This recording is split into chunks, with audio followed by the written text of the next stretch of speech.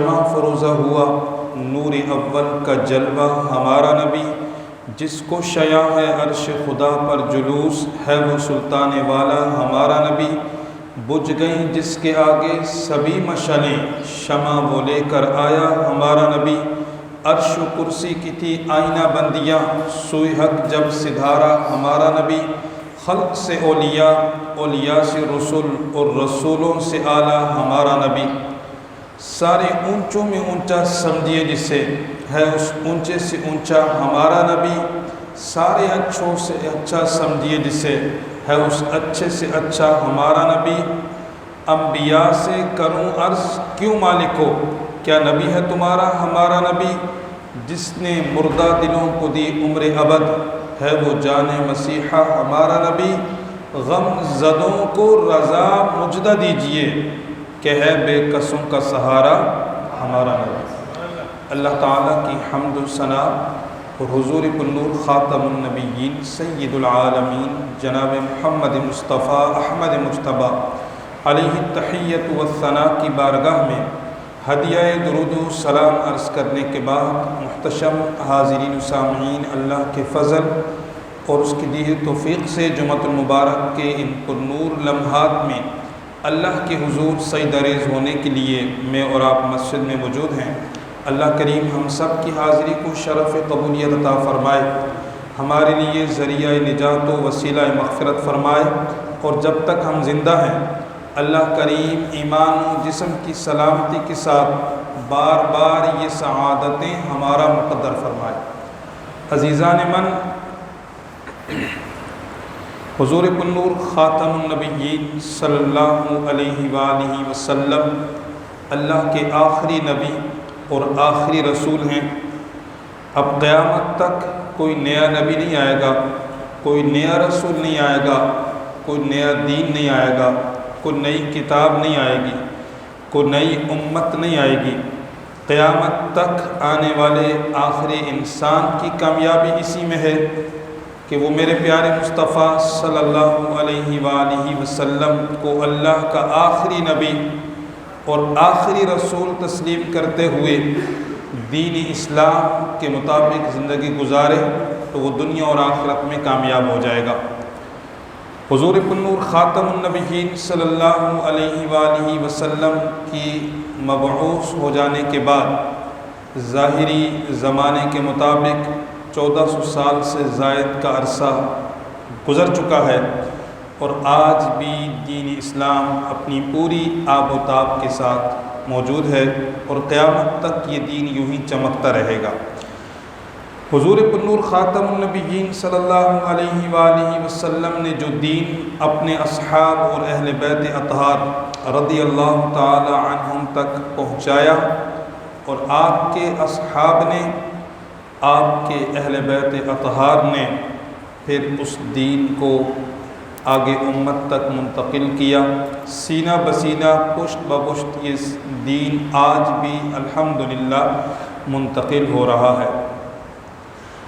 ہم آج کے اس جدید دور میں رہتے ہیں، اور وہ مشکلات یا وہ رکاوٹیں جو پہلے دور میں تھیں آج نہیں ہیں۔ آج کے دور میں دین کو حاصل کرنا، تعلیم کو سیکھنا بہت آسان ہو گیا۔ آپ گھر پہ بیٹھے بیٹھے آن لائن بھی پڑھ سکتے ہیں۔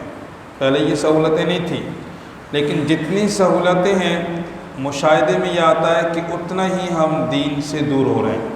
ہم گھنٹوں سوشل میڈیا پہ اپنا وقت ضائع کر دیتے ہیں، لیکن 5 منٹ اگر قرآن کریم کا کوئی کلپ ہمیں سننا پڑ جائے، قرآن کا ترجمہ سننا پڑ جائے، تو اس کے لیے ہمارے پاس وقت نہیں ہوتا۔ تو آج کی اس نشست میں علم دین کی اہمیت و فضیلت سے متعلق چند باتیں آپ کے گوش گزار کرنی ہے۔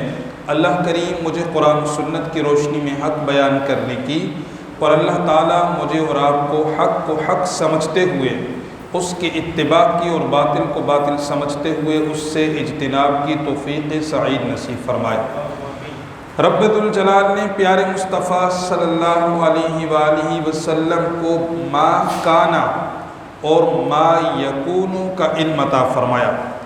یعنی جو ہو چکا اس کا بھی علم حضور کو تھا، اور قیامت تک جو ہوگا اس کا علم بھی حضور کے پاس اللہ کی عطا سے تھا۔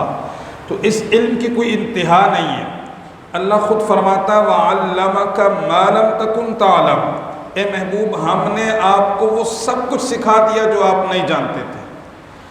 اور قرآن کریم میں ہے وَلَا رَطْبٍ وَلَا يَابِسٍ إِلَّا فِي كِتَابٍ مُبِينٍ، کوئی خشک اور تر چیز ایسی نہیں ہے جس کا علم اس قرآن میں نہ ہو۔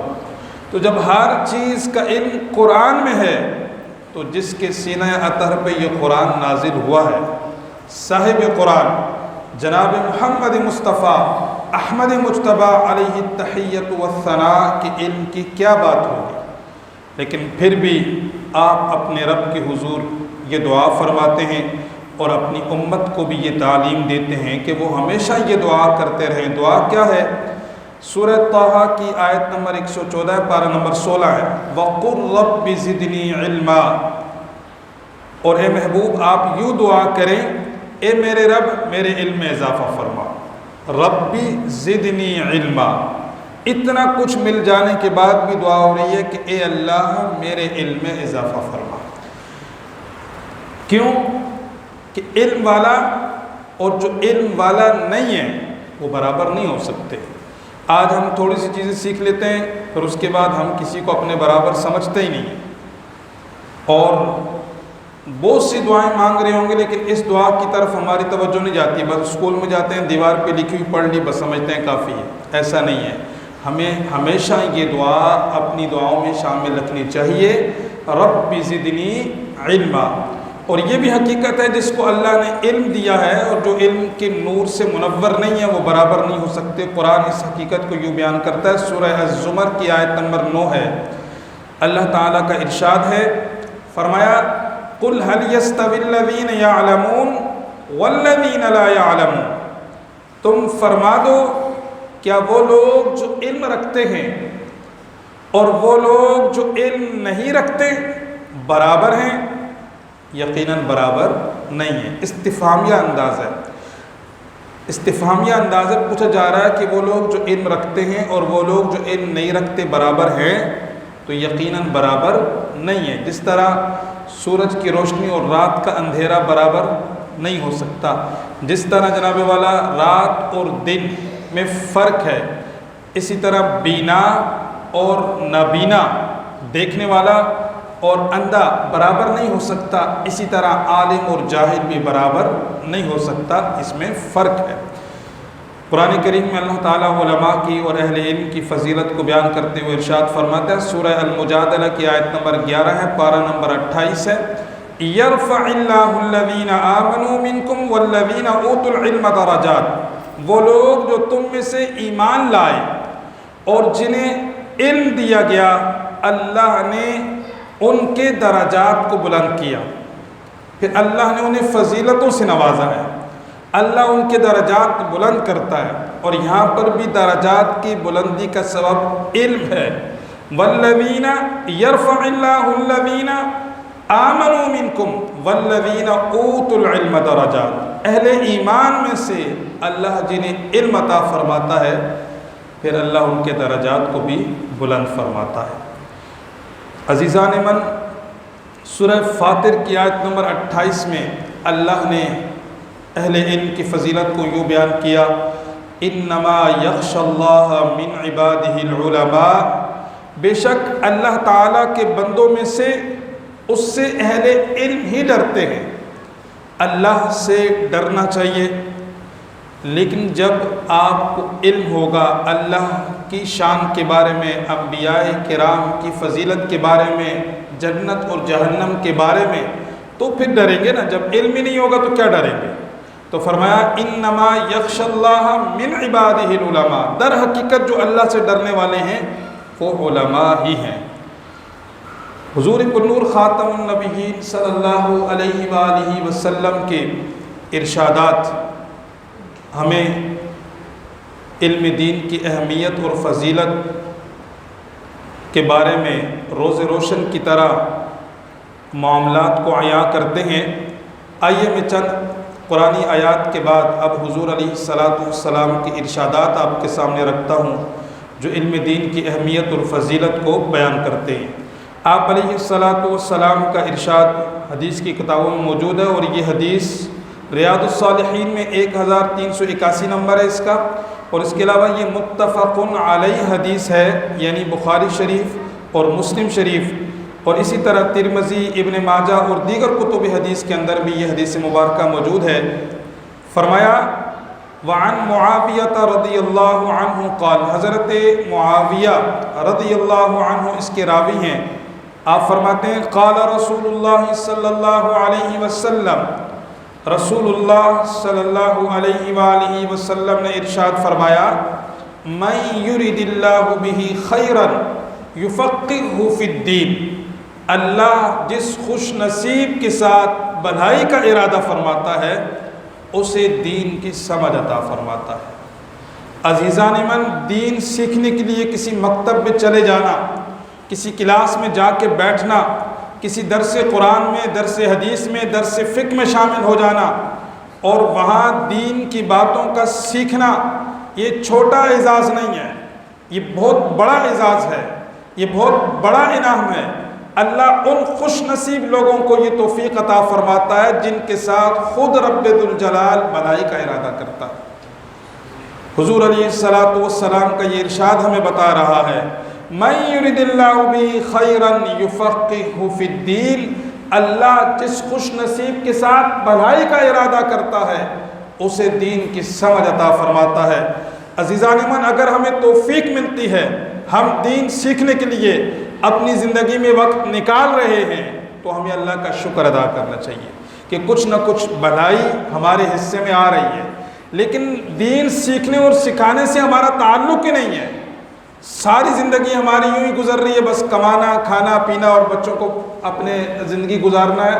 تو زندگی گزارنا صرف یہ مقصد نہیں ہے، رزق حلال کمانے کی فضیلت اپنی جگہ پر ہے، لیکن ایسی کمائی جو آپ کو دین سے بالکل دور کر دے، 6 کلمے بھی صحیح نہ آتے ہوں، نماز بھی نہ آتی ہو، نماز کے مسائل کا بھی علم نہ ہو، تو جو بنیادی ضروریات دین کی چیزیں ہیں وہ بھی آپ کو پتہ نہ ہو، اور ساری زندگی گزر جائے، ساری زندگی میں ایک بار آپ قرآن ترجمے کے ساتھ نہ سن سکیں، نہ پڑھ سکیں، کوئی ایک حدیث کی کتاب بھی آپ نے نہ پڑھی ہو، کوئی ایک سیرت کی کتاب بھی آپ نے نہ پڑھی ہو، اور یوں آپ کی زندگی گزر جائے، تو پھر ہمیں اپنی زندگی کو جائزہ لینا چاہیے کہ ایسی کیا خطا ہم سے ہوئی کہ اللہ ہم پہ کرم نہیں فرما۔